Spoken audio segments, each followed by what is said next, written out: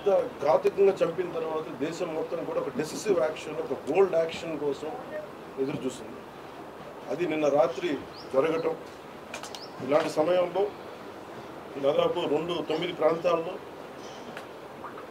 15 కిలోమీటర్ల నుంచి దాదాపు 200 కిలోమీటర్ల లోపల వరకు వెళ్ళి భారతదేశ సైన్యం అక్కడున్న మిలిటరీ ఎస్టాబ్లిష్మెంట్స్కి దాడి చేయకుండా, అక్కడున్న సివిలియన్ క్యాజువాలిటీస్ లేకుండా కేవలం ఎవరైతే ఉగ్రవాద సంస్థలు ఉన్నాయో, ముఖ్యంగా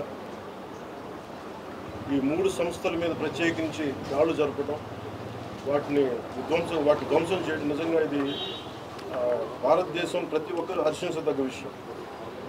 ఎందుకంటే 90s నుంచి కూడా కశ్మీర్ అనేది మనకి ఎప్పటి నుంచి Kashmir is integral part of our nation, as undeniable factor.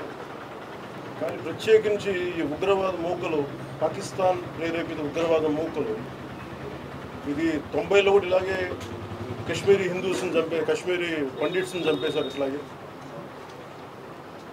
చంపేసి కొంతమంది గతంలో కూడా చంపేసి అలాగే వాళ్ళని అంత్యక్రియలు చేయడానికి వాళ్ళని శ్మశానం దగ్గర తీసుకెళ్తే అక్కడ కూడా మిగతా కొంతమంది హిందువులు చంపేశారు. సో హిందువుల మీద దాడి అనేది అనాదిగా జరుగుతూనే ఉంది. కానీ I think it is right time to take a decisive and bold action. It's a commendable job done by our army.